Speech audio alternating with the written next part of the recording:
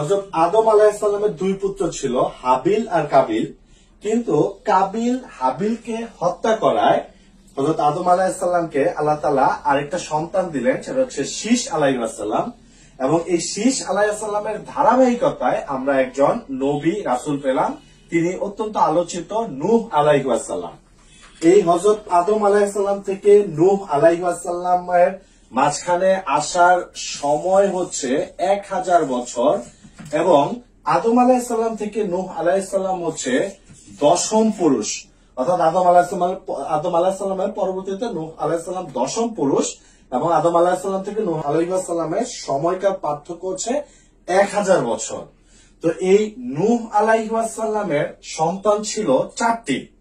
4 সন্তানের মধ্যে সর্বশেষ যে ইয়াম, এই ইয়াম সৃষ্টিকর্তাকে স্বীকার করে না, আল্লাহকে স্বীকার করে না, যার ফলে নূহের যে প্লাবনের কথা আমরা জানি, সেই প্লাবনে ইয়ামের মৃত্যু ঘটে। কিন্তু বাকি যে 3 সন্তান আছে, অর্থাৎ সাম, হাম আর ইয়াফিস, এই 3 সন্তান থেকে 3টি গোত্রের যাত্রা শুরু হয়। এই সাম থেকে হয় হচ্ছে সেমেটিক গোত্র, হাম থেকে হয় হচ্ছে হেমেটিক, আর ইয়াফিস থেকে হয় হচ্ছে ইন্দো ইউরোপীয়।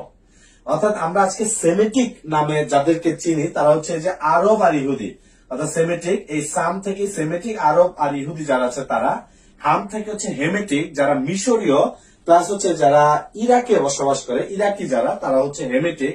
আর ইন্দো ইউরোপীয় বলতে ইউরোপের, ইরানের, ভারতের এই অংশগুলি জনগোষ্ঠীকে আমরা ইন্দো ইউরোপীয় হিসেবে জানি। সো এই সাম থেকে সেমেটিক, হাম থেকে হেমেটিক, আর ইয়াফিস থেকে হচ্ছে ইন্দো ইউরোপীয় জনগোষ্ঠী আসে। এই সাম জনগোষ্ঠী থেকেই হযরত ইব্রাহিম আলাইহিস সালাম আসেন। হযরত ইব্রাহিম আলাইহিস সালামের ছিল 2 স্ত্রী, বড় স্ত্রী হচ্ছে সারাহ আর ছোট স্ত্রী হচ্ছে হাজেরা।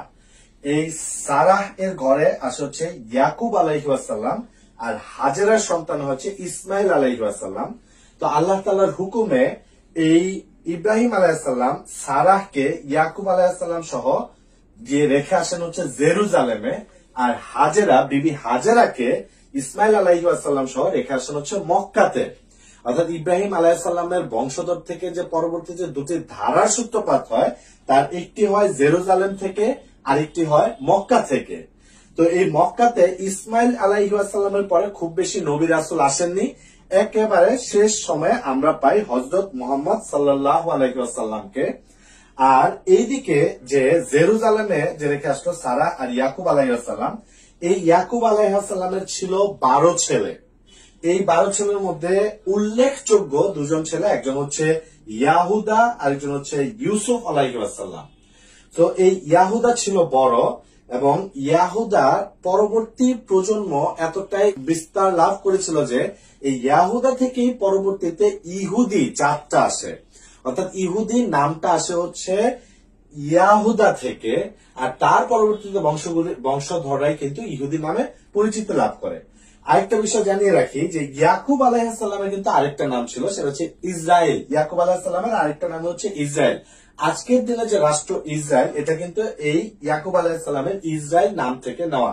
এবং উনার যে বংশধর আছে, অর্থাৎ ইয়াকুব আলাইহিস সালামের পরবর্তী যে বংশধর, তারাই কিন্তু ইতিহাসে বনি ইসরায়েল নামে পরিচিত, যে বনি ইসরায়েল নিয়ে পবিত্র কোরআন শরীফে একটি সূরাই আছে। তো এই যে ইয়াহুদা, এই ইয়াহুদা থেকে ইহুদি জাত আসে, এটা কিন্তু ইহুদি জাত, ইহুদি ধর্ম না। ইহুদি ধর্মের ব্যাপারটা আরো পরে আসে। ইহুদি ধর্মের ব্যাপারটা বুঝতে হলে আমাদেরকে ইউসুফ আলাইহিস সালামের ঘটনাটা জানতে হবে। ইউসুফ আলাইহিস সালাম ছোট ভাই ছিল তাদের। সো এই 11 ভাই মিলে এই ইউসুফ আলাইহিস সালামের বিরুদ্ধে একটা ষড়যন্ত্র করে। তারা তাকে কুয়ায় নিক্ষেপ করে হত্যা করতে চায়। কিন্তু ঘটনাক্রমে ইউসুফ আলাইহিস সালাম বেঁচে যান, এবং মিশরের কিছু বণিক তাকে কিনে নিয়ে যায়। ঘটনাচক্রে তিনি মিশরে প্রথমে জেলে থাকেন, তারপর খাদ্যমন্ত্রী হন, এবং একটা পর্যায়ে মিশরের শাসনভার গ্রহণ করেন, অর্থাৎ মিশরের রাজা হন ইউসুফ আলাইহিস সালাম। তো এই ইউসুফ আলাইহিস সালাম পরবর্তীতে তার 12 অর্থাৎ আর যে 11 ভাই আছে, তারা একটা সময় জেরুজালেমে যখন খুব বাজে অবস্থার মধ্যে ছিল, খুব ভালো একটা অবস্থার মধ্যে ছিল না, তাদেরকে নিয়ে আসেন হচ্ছে মিশরে। অর্থাৎ এই ইহুদি যারা ছিল তারা কিন্তু জেরুজালেম থেকে পরবর্তীতে কোথায় যায়? পরবর্তী যায় হচ্ছে মিশরে। সেই মিশরে তারা বারবার অভিশপ্ত হয়। সেটা কিভাবে হয় এটা জানতে আমাদেরকে আরেকটা স্লাইডের দিকে যেতে হবে। হযরত ইউসুফ আলাইহিসসালাম যখন মিশরে রাজত্ব শুরু করেন, মিশরের রাজা হন, তখন তিনি ওই যে জেরুজালেম, যার আরেক নাম ছিল কেনান, এই জেরুজালেম থেকে তার বাকি ভাইদেরকে এখানে নিয়ে আসেন, কারণ তার ভাইরা সেখানে খুব ভালো একটা অবস্থায় ছিল না, নিয়ে আসেন। তো এখানেও কিন্তু তার মানে ইহুদি জাতিটা কেনান থেকে, জেরুজালেম থেকে চলে আসে হচ্ছে মিশরে। এই মিশরে এসে তারা একটা রাজকীয় জীবন যাপন করে, কিন্তু এরা বারবার ইতিহাসে অভিশপ্ত হয়েছে আল্লাহ তাআলার অবাধ্যতার কারণে। তো এই 12 ভাই রাজকীয় জীবন যাপন করেন। একসময় তারা আল্লাহর অবাধ্য হন।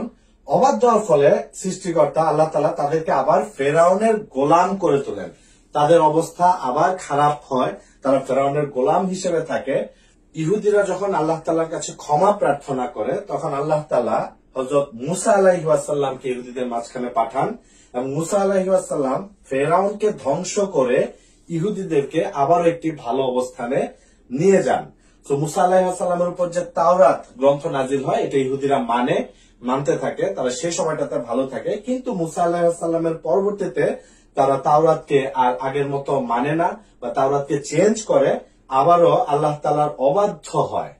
বনি ইসরাইল যখন আল্লাহর আবার অবাধ্য হলো, তারা আবার ক্ষমা প্রার্থনা করলো, তখন আল্লাহ তাআলা তাদের জন্য এক রাজা নিযুক্ত করলেন, তার নাম হচ্ছে তালুত। এই তালুত এই জেরুজালেম দখল করতে যায়, তখন তার সেনাবাহিনীতে একটা বালক ছেলে ছিল, তার নাম ছিল দাউদ। এই দাউদের ছোড়া একটি পাথরই কিন্তু এই অপর পক্ষের সেনাবাহিনীর যে সেনা প্রধান ছিল, তার নাম ছিল জালুদ, এই জালুদের চোখ উপড়ে যায় এবং তারা সেখানে জয়লাভ করে। অর্থাৎ এই দাউদের একটা সাহসী ভূমিকাতেই কিন্তু জেরুজালেম দখল হয়। অর্থাৎ বনি ইসরায়েলেরা যে জেরুজালেম হারিয়েছিল, এই জেরুজালেম কিন্তু এই তালুত রাজা এবং দাউদ একটা বালক ছেলে, তাদের ভূমিকায় এই জেরুজালেমকে আবার দখল করে। তো রাজা তালুত খুশি হয়ে দাউদকে জেরুজালেমের একটি গুরুত্বপূর্ণ পদে বসায়, এবং পরবর্তীতে এই দাউদ আলাইহিস সালামই কিন্তু নবুয়ত প্রাপ্ত হন, তিনি একই সাথে নবী হন এবং এই জেরুজালেমের রাজা হন, জেরুজালেমের সম্রাট হন। অর্থাৎ ইসলামী স্টেট কায়েম করা যেটা, ইসলামী স্টেট হয়ে শাসন করা যেটা, এইটা প্রথম কিন্তু করেছেন দাউদ আলাইহিস সালাম এই জেরুজালেম থেকে।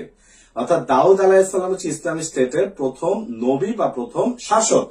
পরবর্তীতে এই ইসলামিক যে টেরিটরি ছিল, এইটাকে আরো বেশি স্প্রেড আউট করেন, আরো বেশি বিস্তার ঘটান হচ্ছে দাউদ আলাইহিস সালামের ছেলে সুলাইমান আলাইহিস সালাম। তিনি এই জেরুজালেম থেকে সমগ্র পৃথিবীকে শাসন করেন। অর্থাৎ বিশাল ইসলামিক টেরিটরি শাসন করা হচ্ছে সুলাইমান আলাইহিস সালাম, দাউদ আলাইহিস সালামের সন্তান বা দাউদ আলাইহিস সালামের ছেলে।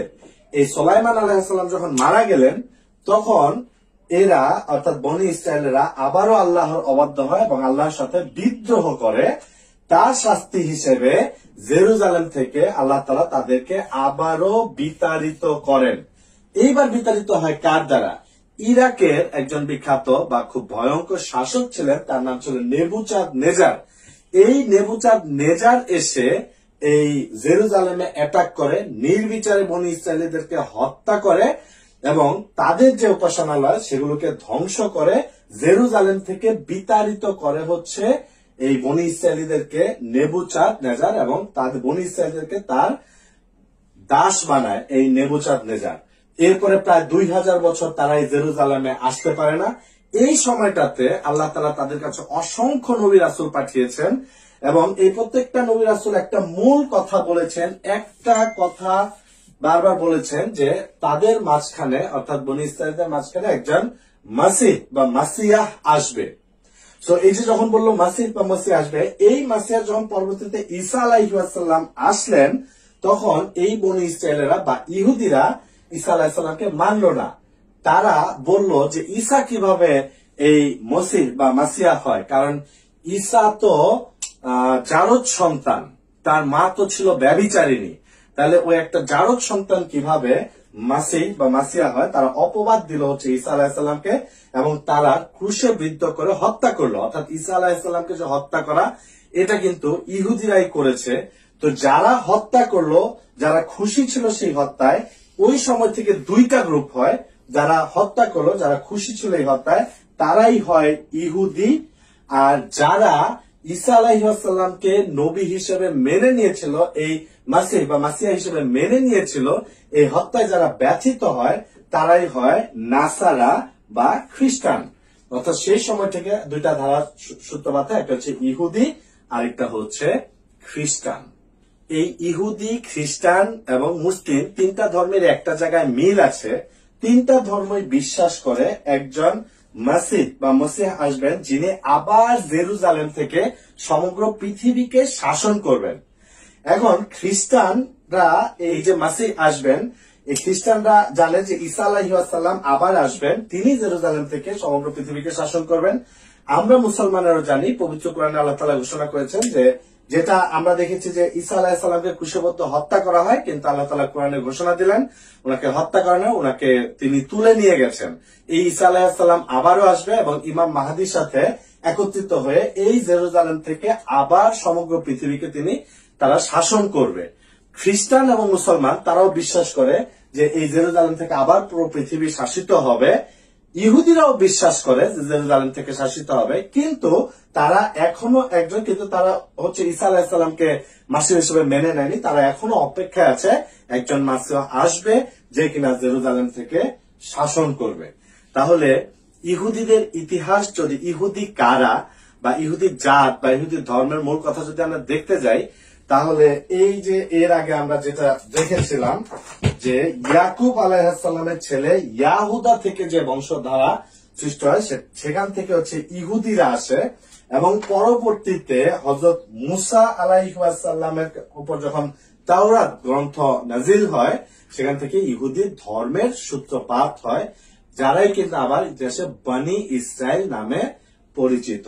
তো তিনটা ধর্মের মধ্যেই একটা কমন মিল, তিনটা ধর্ম হচ্ছে একত্ববাদী ধর্ম, একজন সৃষ্টিকর্তাকে স্বীকার করে নেয় এবং তিনটা ধর্মেরই উৎস বা মূল হিসেবে কিন্তু হযরত ইব্রাহিম আলাইহিসসালামকে আদি পিতা হিসেবে মেনে নেওয়া হয়।